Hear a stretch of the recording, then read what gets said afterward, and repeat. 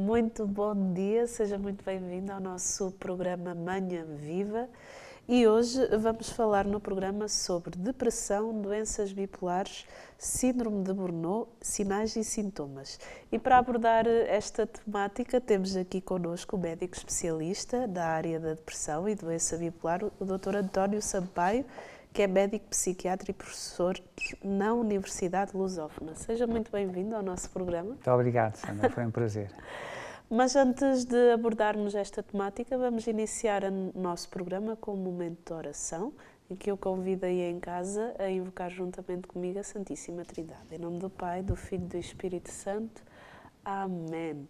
E vamos entregar a Nossa Senhora o nosso dia, a nossa manhã, para que ela nos proteja com o seu manto sagrado, para que ela nos acompanhe e para que ela nos ajude a tomar todas as decisões mediante os desafios que nós vamos tendo ao longo do nosso dia. Também entregar todos aqueles que sofrem com depressão, com doença bipolar, entre outras doenças, que Nossa Senhora possa amparar. Ave Maria, cheia de graça, o Senhor é convosco. Bendita sois vós entre as mulheres, bendito é o fruto do vosso ventre, Jesus. Santa Maria, Mãe de Deus, rogai por nós, pecadores, agora e na hora da nossa morte. Amém. Nossa Senhora do Rosário de Fátima, rogai por nós. Em nome do Pai, do Filho e do Espírito Santo. Amém. Antes de começarmos a falar sobre a nossa temática de hoje, aceita uma aguinha para chá? Sim, senhor. Aqui. Com licença. Para as pessoas o conhecerem um bocadinho melhor lá em casa, quem é o António? Olha, o António é um homem com 63 anos já e que tem a sua família, graças a Deus, e tem uma vontade que tive sempre desde o início, mas isto às vezes não é um mérito, é uma necessidade. E tive sempre muita vontade de ajudar o próximo. E eu digo isto que às vezes não é um mérito porque muitas vezes a ajuda vem de uma necessidade por falta de autoestima. Ou seja, são aqueles que não têm muita autoestima que precisam de se deitar com a ideia de que mereceram o dia. Sim, sim. E, portanto, às vezes a ajuda não é exatamente altruísta, é numa necessidade de realização pessoal. Sim. E, portanto, mas em qualquer caso, foi isso que me determinou sempre a vida toda e daí também ter ido para a medicina, porque era talvez a que... Depois há muita maneira, nós estamos cá todos por causa dos outros, não é? Sim. Estamos cá, o homem do lixo está cá por causa dos outros, o Sr. Presidente da República está por causa dos outros. Agora, estamos todos por causa dos outros, mas há profissões em que estamos mais diretos com o outro. Ora, evidentemente que o engenheiro que faz uma ponte ajuda milhões de pessoas, mas não os vê. Sim. Não é? E algumas pessoas que estão na missão de ajuda precisam de ver as pessoas, precisam de ver aquele sorriso de que as pessoas acharam bem e ganharam alguma coisa com a ajuda. E, portanto, estas profissões mais dedicadas na presença, como é o caso da medicina, como é o caso da enfermagem, como é o caso da fisioterapia, essas pessoas veem mais diretamente, embora possam ajudar muito menos pessoas, mas veem mais diretamente a sua ajuda, não é pessoal. Sim. E isso às vezes faz muita falta. Como é que nasceu a sua paixão pela medicina e depois a escolha para a especialização em psiquiatria? Não, a medicina surgiu muito neste aspecto, de gostar muito de falar com as pessoas e estar com as pessoas, mas mais num sentido... Não era tanto no sentido popular, era no sentido individual. Eu desde cedo tinha conversas um bocado diferentes, porque eram conversas que tentavam ir à essência do indivíduo e não à periferia. Sim. E às vezes não era compreendido, claro. Mas sempre me interessava, por exemplo, às vezes, com 14 anos, ou assim, perguntar, cá está, qual é o sentido da vida, e fazer as grandes questões, que nem sempre a juventude está para isso. Mas, portanto, eu acabei por ir para a medicina porque achei que a medicina era um lugar privilegiado para ter acesso ao essencial. E daí depois a psiquiatria, porque há uma máxima que eu não sei de quem é, não sei se é do Oscar Wilde, não me lembro de quem é, que diz, é no sofrimento que nós nos conhecemos melhor. Sim. E as pessoas no sofrimento despem-se um bocado das coisas sociais e mais superficiais e são mais autênticas. Em todos nós, em casa também somos mais autênticos no sofrimento. E, portanto, a medicina lida com o homem em sofrimento e, portanto, foi muito nesse sentido de ter acesso ao essencial, mas há coisas essenciais que não emanam só da medicina. Por exemplo, eu acredito que muita arte é essencial. Sim. Muita da arte leva ao essencial da minha emoção a de cima e não é supérflua. E muita literatura. Claro, há muitos livros que nós percebemos que o autor falou do essencial da sua vida. Em qualquer caso, foi por aí que me determinei a ir para esta e não estou arrependido. Que bom, gosto. Já deu para ver que gosta daquilo que faz, isso é o importante. Fale-nos do seu percurso. Então, eu fui para Medicina, entrei em Medicina na Faculdade de Medicina de Lisboa, no Hospital de Santa Maria, e depois entrei em Psiquiatria no Hospital de Júlio de Matos, onde trabalhei 20 anos. Tive, sobretudo, 3 pessoas que eu não esqueço, que era a doutora Conceição Oliveira, a doutora Maria Gaio e o doutor José Manuel Jara, que me ajudaram muitíssimo e que fizeram de mim o psiquiatra que sou hoje, bom ou mau, mas foram eles que fizeram. E depois fui para Londres fazer um mestrado em Neurociências e só depois, já mais recentemente, é que fiz o doutoramento na Universidade de Lisboa. E é por causa disso também que depois fui convidado, não sou professor convidado, não sou professor assistente, não sou professor de carreira, sou professor convidado da Universidade Lusófona. Quais as áreas da saúde em que a psiquiatria intervém? Eu diria que em quase todas, porque por exemplo, se nós falarmos da medicina, a medicina interna que abrange tudo, mas imagina, o órgão que se pudesse dizer qual é o órgão mais ligado ao cérebro, é o gastrointestinal. Sim. Portanto, a gastroenterologia faz muito paredes meias com a psiquiatria. E muitos gastroenterologistas às vezes chegam à conclusão de que aquele paciente não tem exatamente uma coisa gastrointestinal, mas tem qualquer coisa psicológica e enviam. Sim. Não é? Doença cardíaca também. A doença cardíaca também está muito associada às taquicardias, que podem ter, as extracistos que podem ter um componente ansioso e que os cardiologistas também encaminham. E portanto, estas talvez sejam as duas mais ligadas à... Mas todas as doenças, por exemplo, a oncologia. Sim. A oncologia tem muito a ver, porque a oncologia tem muito a ver com o sistema imunológico. O sistema imunológico tem muito a ver com a depressão ou não. As pessoas deprimidas têm um sistema imunológico mais fraco. E, portanto, as células mutantes, que é o caso das células oncológicas, proliferam mais facilmente. Fale-nos da importância da intervenção interdisciplinar com os pacientes. Isso é muito importante porque todos nós que temos uma especialidade temos uma certa tendência a ver as coisas, explicar as coisas pelo noso ponto de vista. Sim. E isso pode levar a erros, porque as coisas não têm que se explicar pelo nosso ponto de vista, têm que se explicar, às vezes, de uma maneira mais global. Sim. Isto é, existe, evidentemente, um tumor, mas existe também uma depressão já fora do razoável, uma pessoa com a ideia de suicídio, uma fora já com o razoável. Portanto, as coisas têm que se articular, porque senão, então fica uma visão parcial. Sim. E isso às vezes é o grande problema dos hospitais, é não haver tanta articulação que devia existir entre a medicina geral e a psiquiatria. Sim. Não é? Qual a abordagem que hoje em dia se deve ter quando se está a acompanhar um paciente? Pois a abordagem na medicina, na psiquiatria, o paciente sente-se um bocadinho intimidado. Sim. Porque desde logo... Há um preconceito também, não é? É preconceito, mas também desde logo sente que vai entrar numa esfera um bocado pessoal e íntima. Sim. E, portanto, fica ali um bocadinho enquanto vê, simpatiza, se não empatiza. Portanto, às vezes a abordagem é ser o mais natural possível neste aspecto, que é vamos falar um bocadinho de si, mas não é preciso falar hoje tudo. Sim. Vamos falar um bocadinho e depois, consoante a conversa for, ou na outra consulta, ou depois, se calhar vamos às coisas mais essenciais da sua vida. Não é preciso ir já na consulta, porque de facto é uma consulta que vai mexer muito com as coisas mais íntimas, não é? Sim. Quem é que procura a psiquiatria?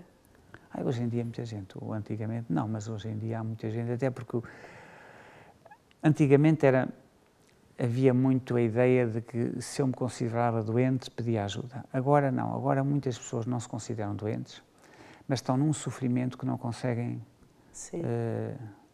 de alguma maneira, aliviar.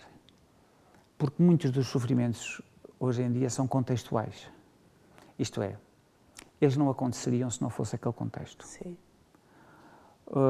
Uma depressão de incerteza de emprego e de instabilidade económica não aconteceria se não fosse aquela situação. E, portanto, eu muitas vezes digo, o facto de abordarmos uma pessoa com essas... Não tratamos, porque não temos doenças, as doenças é que são tratadas. Sim.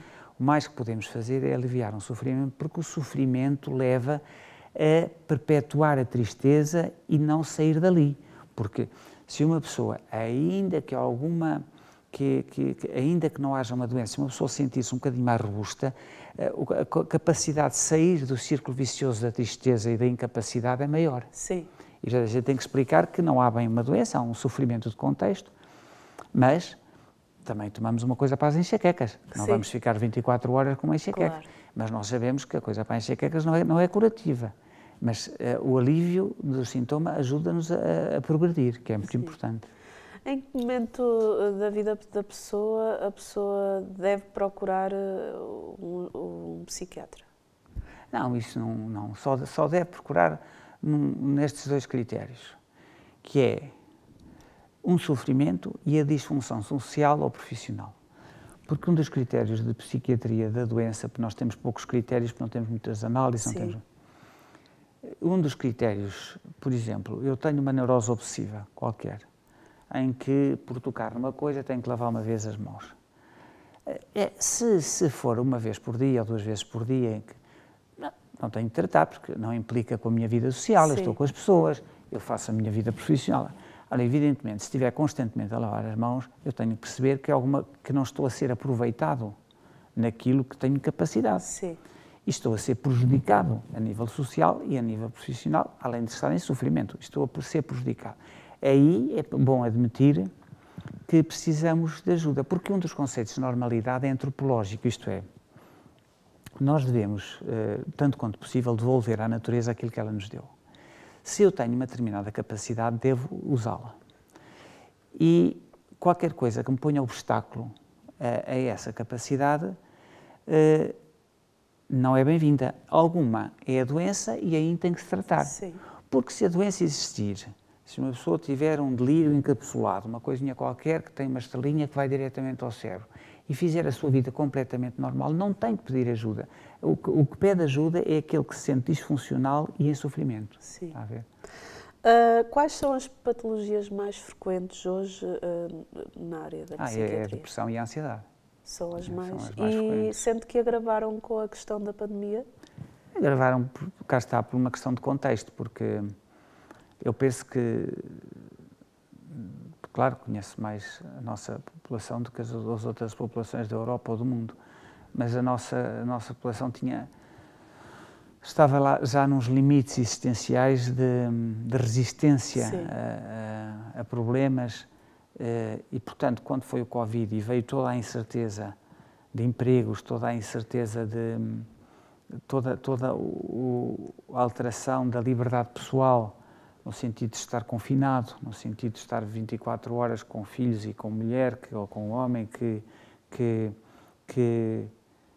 não estávamos habituados àquele ritmo. Sim. Tudo isto veio prejudicar um bocado as relações e prejudicar um bocado a maneira de estar.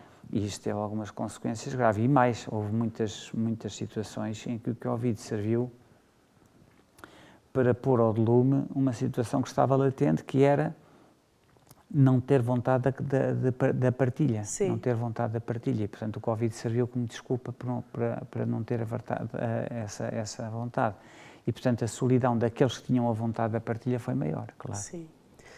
Fale-nos então dessas duas doenças, patologias que nos acabou de falar, da ansiedade e da depressão. Está bem. A depressão é uma situação que há assim dois grandes grupos. Um grupo é as depressões reativas. Sim. E outro grupo são as depressões endógenas, que a gente chama, que vêm de dentro, que é o caso de Antero de Quental, do escritor. As depressões exógenas que são as reativas, são aquelas que vêm na consequência de um acontecimento que faz a depressão. Sim. Então, mas porquê é que devemos de medicar uma coisa que vem de uma lógica perfeita de reação ao acontecimento? Só medicamos quando essa reação depressiva ultrapassa os limites do razoável para aquele acontecimento. Sim. Evidentemente, as pessoas não podem estar 5 anos em sofrimento por um divórcio. Quer dizer, há coisas que são, na nossa cultura, razoáveis e, portanto, a partir do qual nós temos que perceber, nós próprios que passamos por isso, temos que perceber, não, esta já é a altura de eu me libertar um bocadinho deste sofrimento e se calhar vamos pedir ajuda. Na depressão endógena, não. A depressão endógena não precisa de um acontecimento. A depressão endógena é uma coisa terrível, que é uma coisa com alguma tendência genética. Sim. E em que o indivíduo perde um bocadinho a comunicação com o mundo. Porque a depressão reativa é uma depressão que o outro empatiza. Sim. Porque o outro percebe o contexto, porque o outro percebe as lágrimas. A depressão endógena é uma situação em que o doente está assim um bocadinho alheio às coisas. Este mundo não é bem o dele, no sentido em que nada lhe diz nada, quer dizer, as coisas não têm a graça, olha para os outros a sorrir e a conversarem alegremente e aquilo não lhe faz sentido, porque é uma tristeza de tal ordem grave que a cor Sim. do mundo deixa de existir. É uma tristeza que quase não tem explicação. Pois, é isso mesmo. E por isso é que é mais difícil tratar. tratar. E que foi a de Antero de Quental. Antero de Quental tem eu não sei dizer lá o poema todo, mas lembro-me neste poema, de um poema que ele chama Meia Culpa, que diz, não chama a Deus tirano nem me queixo. Não chama a Deus tirano nem me queixo. Não chama ao sol da vida hora sombria. Mas se eu nem à face linda sei sorrir, é de crer que só ele seja o culpado. Ora, ele faz aqui duas coisas. Primeiro, não se queixa, porque não houve nenhum acontecimento realmente que o pusesse naquele sofrimento, claro. Que aliás deu o que deu.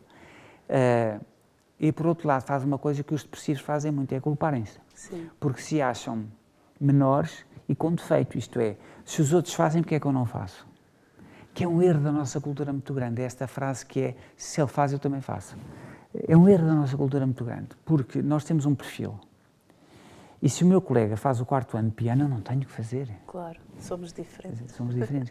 A nossa cultura tem muito isso. Eu tenho um caso de uma pessoa que lhe saiu uma determinada lotaria e depois foi aplicar numa coisa sem ter o cuidado de refletir para o que é que tinha jeito. Está claro que havia falência em pouco tempo. Sim. Nós não temos, se aquele senhor tem uma rede de supermercados, não temos que ter uma rede de supermercados. Temos que analisar primeiro se nós, então, havemos de ter, se calhar, lojas de antiguidades. Não pode ser. Nós temos que nos conhecer primeiro, tão precocemente quanto possível, para que a nossa carreira não tenha muito desperdício. Tem sempre. Sim. Porque nós somos criaturas absolutamente fantásticas e temos jeito para muita coisa. Sim. E não temos tempo. E não temos tempo para essas coisas todas. Mas todos nós somos um bocadinho músicos, todos nós somos um bocadinho artistas, todos nós somos um bocadinho médicos, todos nós somos um bocadinho engenheiros, todos nós... Pronto. Mas, ao menos, distinguir aquilo que é o meu perfil e aquilo em que a vida pode ter mais gosto. Sim. Isso era muito importante logo precocemente ter, não é? Fale-nos também da ansiedade, porque hoje fala-se tanto da ansiedade, das crises de ansiedade. Pois, a ansiedade é um estado de alma, uma perplexidade, um medo de que alguma coisa possa não correr bem. E é claro que há ansiedade que é bem-vinda. Por exemplo, eu estar aqui tenho alguma ansiedade, claro. Porque estou a ser filmado. Essa ansiedade que é benéfica porque é, no fundo, otimizada. Depois, a ansiedade que faz o bloqueio e faz o ataque de pânico, não. Portanto, cá está mais uma vez. Ela, a certa altura, é disfuncional. Sim. Essa perplexidade, esse medo de qualquer coisa poder acontecer, Se é disfuncional e se me impede de fazer aquilo que eu me oferecia fazer, sim, aí temos que procurar ajuda. A ansiedade é sempre o confrontar entre o sim e o não, é sempre, eu gostava de vencer neste exame, mas vai-me custar muito fazer o exame. Há sempre ali, ou vai-me custar muito estudar para o exame, há sempre ali um duplo sinal, sim, que me leva a um estado inquietante de não certeza e de fragilidade e de insegurança. E essa insegurança é que é muito incómoda.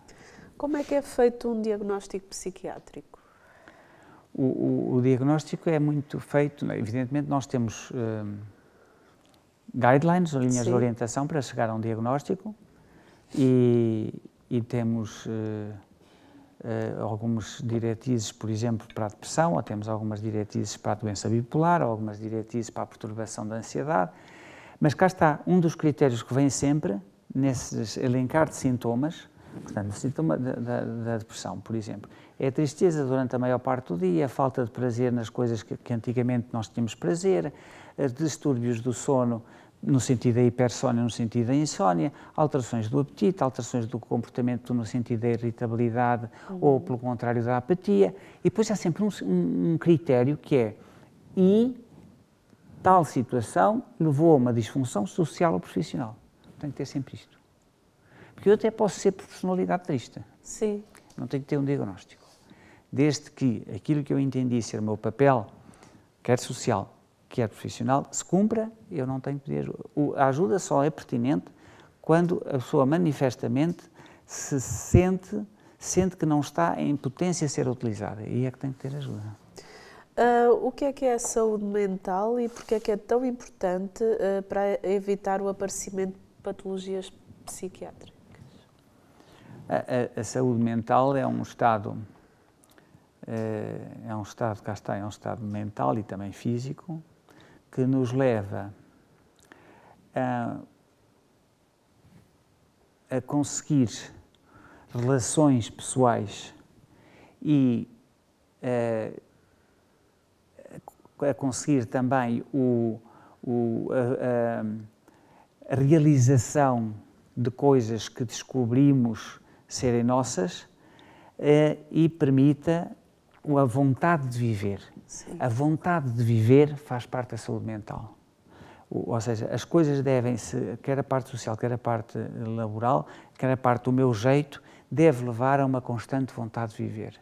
Evidentemente, nem todos estamos alegres todo o dia, mas a vontade de viver tem que permanecer, porque é uma condição fundamental, sim, para haver saúde mental.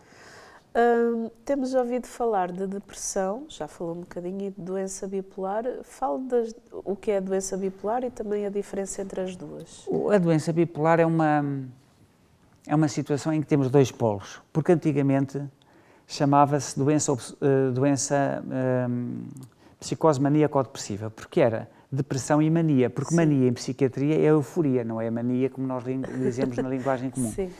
Portanto, antigamente chamava-se psicose maníaco-depressiva, tinha uma parte alta e uma parte baixa. E depois tornou-se bipolar, porque há dois polos, um polo de euforia e um polo de tristeza. E, portanto, a doença bipolar tem, de facto, às vezes, e começa muitas vezes com uma situação depressiva e depois, na recuperação dessa situação depressiva, faz uma situação de euforia, que é qualquer coisa que deixou de ser alegre para se tornar completamente desadaptado na cultura e no contexto. Se uma pessoa, nessas fases de mania, investe em coisas que manifestamente não tinha capacidade de investimento, se as pessoas, durante essa mania, têm comportamentos desadequados, desinibidos, fora do contexto da normalidade daquela cultura, o que acontece é que ou uma irritabilidade, porque as pessoas em mania são muito fluentes em pensamento e são muito irritáveis perante os seus outros. Uhum. E, portanto, estas situações têm que ser apanhadas porque evidentemente ir a 220 para o Algarve é uma coisa que o maníaco faz facilmente e que põe em causa a vida. Sim. Como a depressão também põe em causa a vida. E cada vez que uma coisa se põe em causa a vida, deve ser tratada, Sim, deve ser abordada medicamente, não é? Pois é, e a primeira parte do nosso programa já chegou ao fim. Vamos para um brevíssimo intervalo e já voltamos.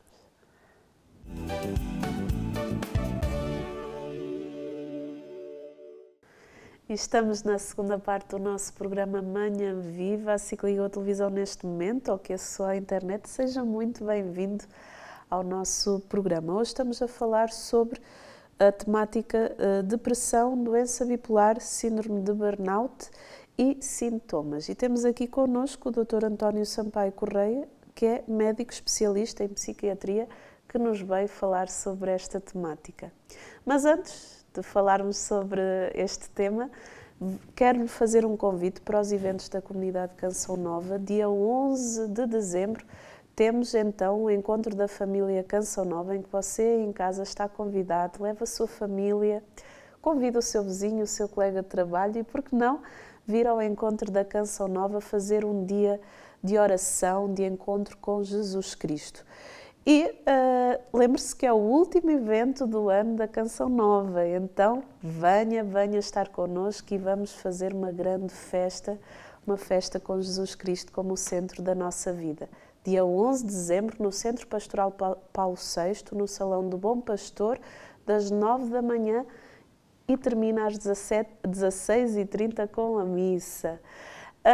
Também temos o nosso último encontro de jovens, de 16 a 18 de dezembro, Encontro Jovens Canção Nova, último encontro também do ano, encontro Rise Up. Tu que és jovem, que nos estás a ver, estás convidado também para este encontro. Se você tem algum jovem ao seu cuidado, filho, neto, por que não lançar-lhe este desafio? Convide-o a sair do sofá, a calçar uns ténis e a vir para os encontros jovens da Canção Nova. Inscreve-te, cançãonova.pt. E hoje vamos estar então aqui a falar sobre esta temática. Estávamos a falar sobre a questão da depressão e da doença bipolar, das diferenças. Como a pessoa, quando vai ao psiquiatra com alguma destas patologias, não é só ela, leva uma família com ela. Como também ajudar a família a lidar com pessoas com estas patologias? Pois, o estar com a família é muito importante, porque a família é que está com o paciente muitas horas. Sim. Porque, na verdade, olha, acontece o mesmo com os enfermeiros. Os enfermeiros têm uma visão do paciente muito mais ampla do que o médico, claro, porque estão muito tempo com ele e, portanto, veem comportamentos, à refeição, o que seja, o que o médico não vê. Portanto, realmente o médico tem, enfim, apesar de ter algumas armas para conhecer bem, de facto, vê naquele período da consulta de cerca de 1 hora e, portanto, a família tem que nos falar de coisas que não é que às vezes o doente quer esconder e outras vezes não quer esconder, mas nem se lembra de falar. Sim. E portanto, receber, por menos receber a família de longe em longe, não precisa ser todas as consultas, mas de longe em longe, na presença do doente, por causa, evidentemente, do segredo profissional, portanto, é importante. E depois, ao explicarmos o que se passa, porque acontece isso na vida, na não-doença, se nós percebermos o que se passa com o outro, ainda que o outro possa ter uma palavra maldita, nós temos maior condescendência, maior compreensão, porque percebemos o que está. Sim. Porque se não percebemos, estamos a interpretar de uma maneira que não é real. Na vida também é assim. E portanto, esse aspecto de dizer isto passa-se assim, portanto, quando ele fica fechado no quarto tantas horas é porque se passa isto assim, depois da autorização, evidentemente, do doente, de falarmos sobre isso, é muito importante para a família poder compreender e até poder ajudar, ter o conhecimento do que é que se passa. Aliado muitas vezes à depressão, estão também aliados as tentativas de suicídio. Fala-nos desta questão. A tentativa de suicídio significa um desespero, claro, muito grande, e com a intenção, maioritariamente, com a intenção de acabar com o sofrimento. Mas às vezes não é. Às vezes a tentativa de suicídio é uma atitude de pedir ajuda, represália com o outro também. Sim. Isto é, Por exemplo, sei-me estas palavras, mas vale o que vale, é outra. Por exemplo, já que tens outra pessoa, não vais ser feliz nunca. Portanto, estas coisas existem nas tentativas de suicídio e no suicídio. Sim. Em qualquer caso patológico. Nós não podemos considerar que isto é normal. Em qualquer caso patológico. Depois, outras vezes também há tentativas de suicídio. Ainda agora tive há pouco tempo, vale a pena dizer, tive há pouco tempo uma tentativa de suicídio que, por desconhecimento da jovem que fez a tentativa de suicídio, ia sendo fatal, porque aquele medicamento não era reconhecido por ela como se fosse realmente letal, mas é. E, portanto, ela tomou uma quantidade relativamente pequena, mas quando a mãe telefona, eu mando logo para o hospital. Porque aquele medicamento, que não é do conhecimento comum, é letal. E, portanto, está a ver, às vezes estas tentativas são falhadas, isto é, morre-se, porque não havia conhecimento que aquilo era tão grave. Mas a chamada de atenção através da tentativa de suicídio é muito comum no jovem e, em qualquer caso, já tem uma gravidade acentuada, porque já é um grito grande, não é? Sim.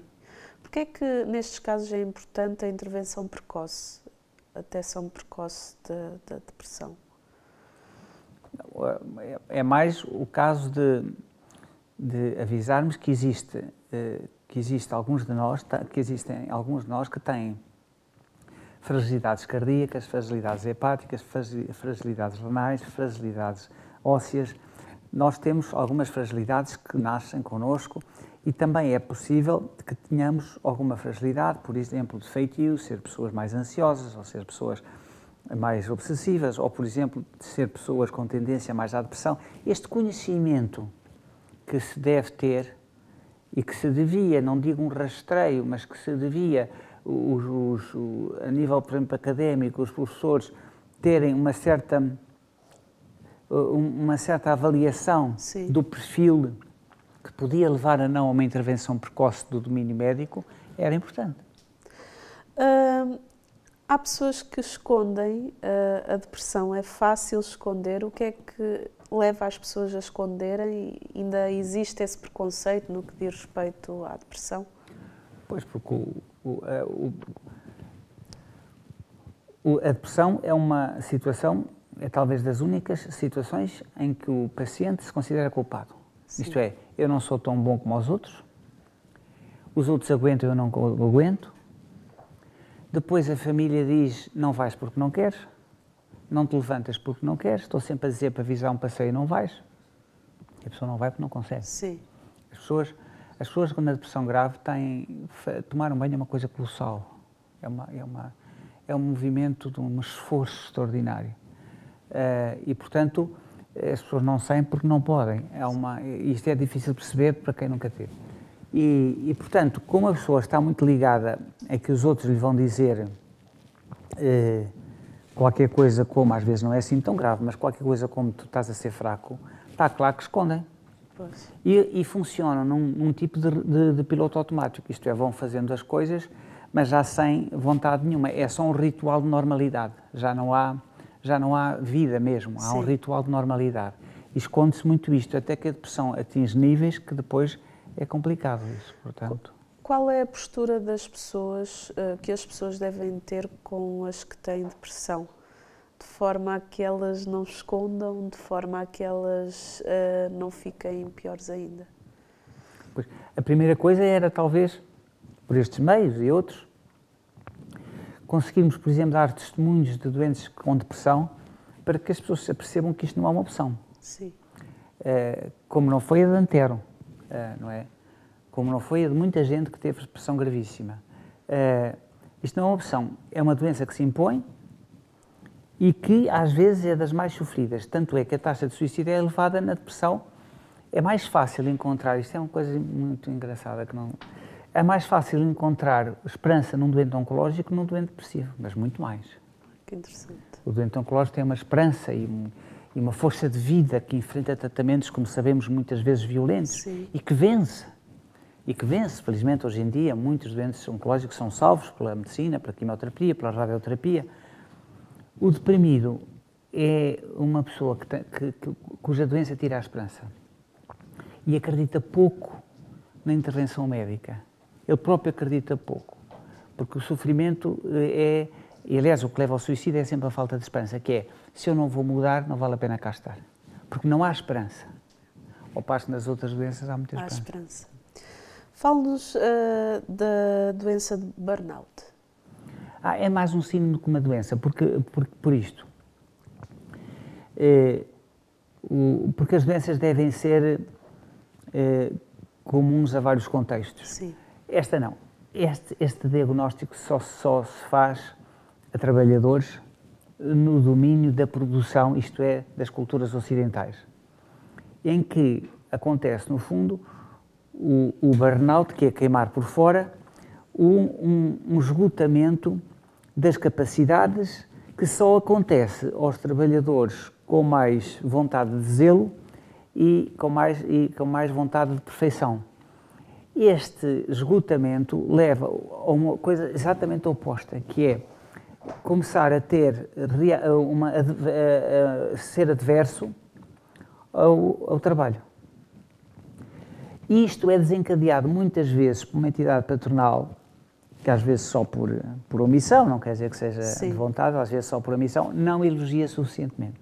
E ao não elogiar suficientemente, o síndrome passa a ser considerado banal e muito esgotante, e o indivíduo faz um síndrome de cansaço, de dor de cabeça, de insónia, e acaba por evoluir rapidamente por uma depressão se não é tratado. Sendo que o tratamento fundamental, vale a pena dizer, o tratamento fundamental é o repouso. O tratamento fundamental é o repouso. O síndrome de burnout, o tratamento fundamental é o repouso. E, portanto, é preciso que estas pessoas, apesar de não terem uma doença, tenham um síndrome de contexto, se levem a um repouso e peçam isso, que é importante e é muito frequente hoje em dia, Sim. porque este síndrome é um síndrome que foi descrito há pouco tempo, na década de 70. Sim. Fale-nos também da neurose obsessiva-compulsiva. Fez bem em perguntar, porque a neurose obsessiva-compulsiva eu tenho encontrado muitíssimo, mas muitíssimo atualmente, numa faixa etária entre os 18 e os 26, 27 Sim. anos. É uma situação clínica em que o pensamento parasita acontece, um pensamento que não pertence aos meus valores, que não pertence à minha história de vida, e impõe-se o pensamento e depois há que ter a compulsão para anular a obsessão. Por exemplo, se eu tenho a ideia que tocando aqui apanhei um vírus de Covid, a compulsão é lavar rapidamente as mãos. Sim. Portanto, a obsessão é o apanhar. Eu lembro-me de uma senhora que tive, em que o medo era que em espaço religioso, em igreja, saísse, sem ser por vontade dela, naturalmente, um palavrão. E qual era a compulsão? A compulsão era tentar rezar alto para que verificasse, através do som da própria oração, que não disse. Porque esta doença também se chama a doença da dúvida. Porque fica, e se eu disse e não dei conta? Qual era a alternativa? A perguntar às outras pessoas se ouviram alguma coisa. Sim. É uma doença muito tormentosa, porque é sistematicamente o se, e depois a pessoa não sossega enquanto não comprovar que não foi. Por exemplo, depois há coisas que parecem psicose, mas não são. Por exemplo, uma pessoa vai a conduzir o seu carro e tem um solavanco no carro de qualquer coisa que não reparou. E depois pensa, e se foi um cão que eu matei? Olha, não sei aqui, não vem nada, mas se foi, eu não estou a ver. Se ele fugiu, eu não estou a ver. Não foi nada, porque senão eu tinha visto. Mas isso foi, e a pessoa vai dar a volta para passar outra vez para o mesmo sítio. Mas enquanto dá a volta, isto é uma história inventada agora, enquanto dá a volta a pensar no possível cão que atropelou, que ela na verdade sabe que não atropelou coisa nenhuma, passa por uma passadeira e depois, chegando ao sítio, será que eu verifiquei bem a passadeira? Porque estava tão no pensamento, tanto na hipótese do cão, será que eu atravessei a passadeira? Uma doença terrível. Esta doença impede a vida. É incapacitante. Muito. É muito incapacitado. Muito embora não seja uma psicose. Porque os pacientes sabem muito bem que isto é absurdo. Eles sabem muito bem. Só que às vezes as coisas são tão... As hipóteses que surgem, os pensamentos parasitas são tão levam a uma vergonha tão grande que as pessoas escondem aquilo muito tempo. Sim. Porque às vezes é um pensamento, por exemplo, um jovem tem o seu filho e um pensamento de agredir o filho, que não tem nada a ver com ele, nem com a história dele, nem com a paternidade, nem coisa nenhuma, mas tem o pensamento de agredir. E claro, e a compulsão é pôr o filho distante. Mas, para dizer isto ao médico custa, porque está a ver, dizer, olha, sabe, eu tenho uma coisa que é a ideia de fazer mal ao meu filho.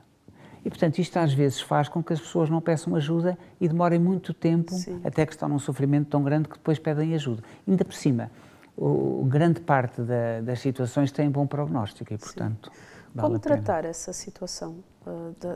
Há dois ramos que são muito importantes. Um é a terapia comportamental, a psicoterapia comportamental, e outra é, de facto, a da farmacologia, a da psicofarmacologia, que ajuda muito, nomeadamente os antidepressivos, que ajuda muito a dar algum poder pessoal para lutar com forças contra o pensamento e não deixar que ele vença a chegar à compulsão. Sim.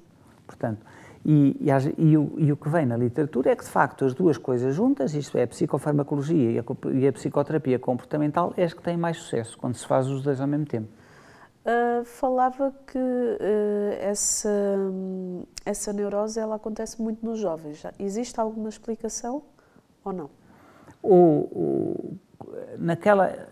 Naquela fase que eu falei, é uma fase que estamos a transitar entre a juventude e a adultez, não é? Sim. E em que se definem grandes valores e em que se tomam opções fundamentais. E é aqui que, numa revisão de atitude, surgem estes pensamentos muito parasitas, que não sabemos muito bem porquê, mas são pensamentos que são considerados proibidos, porque, por exemplo, se numa cultura qualquer não fosse proibido, por exemplo, bater, ele não fazia parte da ideia obsessiva, porque a ideia obsessiva é sempre uma coisa proibida e envergonhosa para o próprio. Sim. Por exemplo, eu tenho um rapaz cuja ideia obsessiva é: será que eu sou pedófilo? Que não tem nada a ver com a identidade dele, mas nem muito nem pouco. Mas isto é um tormento. Porque na própria rua ele olha para se testar. Isto é um tormento que não nos passa para a cabeça. Isto é um sofrimento horrível. Porque não tem nada a ver comigo e vejo-me atormentado por não poder sequer pegar uma criança. Portanto, mas se eventualmente houvesse qualquer cultura em que isto fosse mais... Não fazia. A ideia obsessiva é sempre considerada o proibido naquela cultura. Sim. E é por isso que vem nestes jovens que estão em formação ainda. Porque é que muitas vezes na sociedade não existe o entendimento em relação a esta patologia? Porque enquanto que nós, nem esta nem muitas outras, Sim. porque enquanto que nós falamos muito entre nós de que tenho um quisto renal, ou tenho pedras no rim, ou tenho diabetes, muitas pessoas partilham, têm diabetes desde os 6 anos e que usam insulina, pronto. E até partilhas diferentes, partilhas de outras coisas mais médicas. Aqui há sempre um retraimento de partilhar. O que é que acontece? Temos ideia que isto é raro. Porque como não há partilha, temos uma ideia que é uma coisa rara e muito grave. Porque no sítio onde trabalhamos não conhecemos ninguém que ande no psiquiatra. Mas andam. Sim. Mas não conhecemos ninguém, porque as pessoas não falam. Mas conhecemos todas que andam no médico do dentista ou no rins. Sim. Verdade. E, portanto, isto fica tudo isolado, não se partilha e fica a ideia de uma raridade. Parece um tabu. É. Ainda temos um estigma disso. Porquê é que o indivíduo não tolera o próprio sofrimento e acha muitas vezes que tem um defeito? Isto é muito... O não tolerar é da gravidade do assunto, não é? Do sofrimento, porque a depressão, houve aqui há anos uma campanha contra a depressão e a frase escolhida era: a depressão dói. Já a depressão dói, porque a dor da depressão às vezes é quase física. É um aperto e uma dor interior que as pessoas muitas vezes localizam no peito, que é qualquer coisa que é muito difícil aguentar pelo sofrimento. Por outro lado,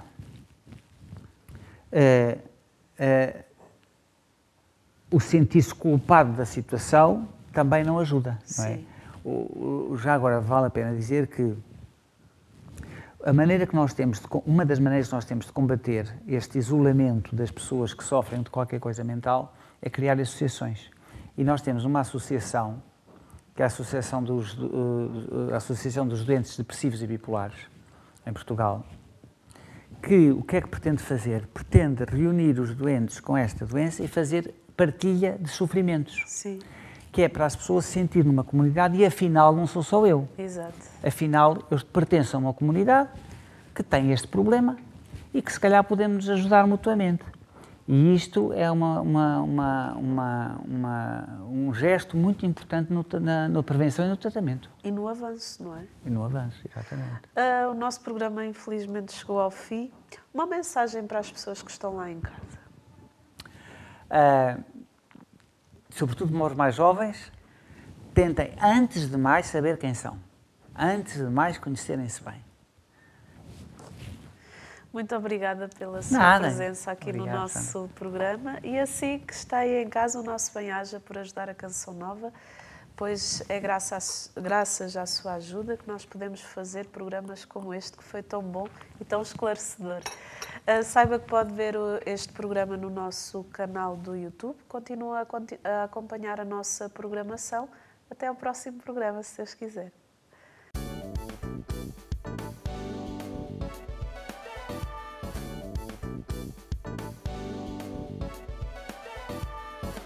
Se gostou deste programa, clique aqui na nossa playlist aqui em baixo para ver outros episódios. Se ainda não subscreveu o nosso canal do YouTube, faça-o já clicando neste botão aqui do lado e será logo o primeiro a saber todas as novidades.